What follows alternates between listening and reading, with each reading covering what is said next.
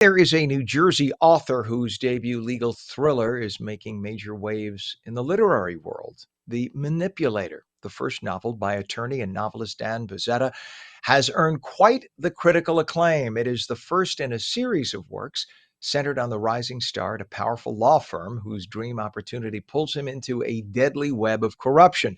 And we say good morning to author and attorney Dan Buzzetta. Good morning. Thank you for having me. Good. You bet. I'm reflecting back to my days taking Italian, studying Italian. We say Buzzetta, Buzzetta, right? For the, That's do I correct. sound like your relatives, right? Buzzetta. You do, Dan, indeed. from a Rosato. There you go. What was it like having your work welcomed by the people in the community as it was?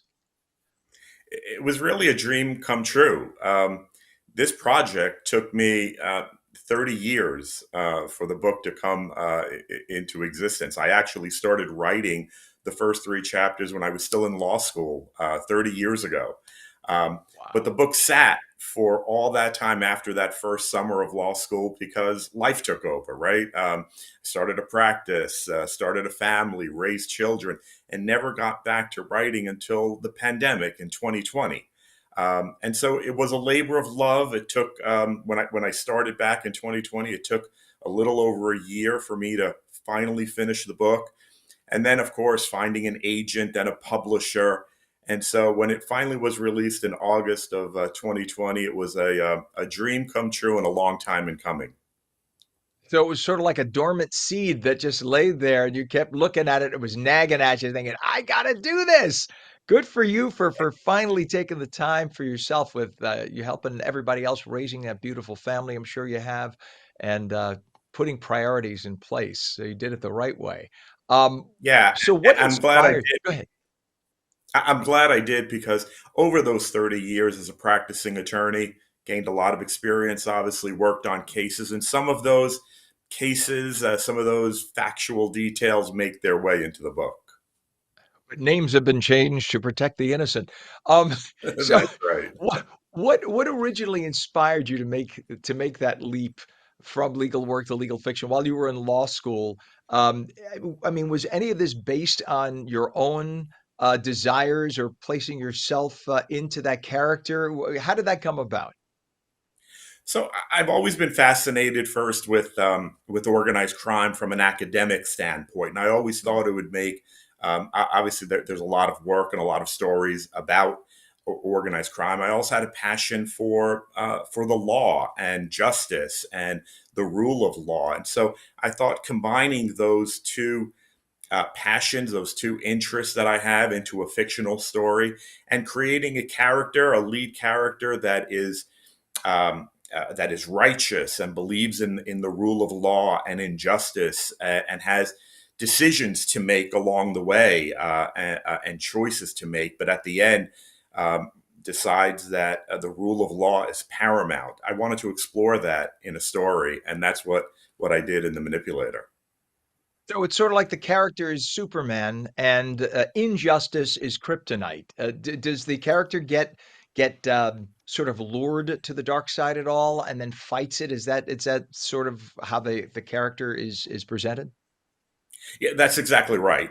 He faces some moral dilemmas, some ethical choices. Does he protect family or does he protect the rule of law? He's blackmailed along the way. And instead of being selfish and protecting his own interests, he does what is the right thing, right? And protects the rule of law. And so at the end, you do have a champion. You do have a Superman in the guise of a lawyer. Very good. Did you always know where the story would end, or did the plot sort of evolve then, as you're saying, as you had your own legal experiences? Did it sort of evolve in your head as you went along? So the middle part of the book definitely evolved. I knew how it was going to begin, and I knew how it was going to end. I always do when I sit down to write a book. The middle part is always a work in progress, and it evolved. It changed over time. Experiences that I had came into play, and so that was the fun part, right? Creating the process and the story as I was writing it. That was really enjoyable. Nice. Now, you juggle a lot in real life. You're an attorney, as you mentioned, and you're also an elected official. You're on the Colts Neck Township Committee, right? You're a volunteer firefighter because you didn't have enough on your plate. You're a father, and now a novelist. So, how did you find the time to write the novel? Did you have to like make an appointment for yourself in your schedule and say, "I'm going to do this every day from 2 to 4"? How do you do that? Yeah, I also have to say that I'm a husband. Otherwise, my wife would be upset with me if I didn't throw that in. I had to pause because I didn't know the answer to that. You notice I leapfrogged right over that just not to have an awkward moment, but thank you for pointing that out.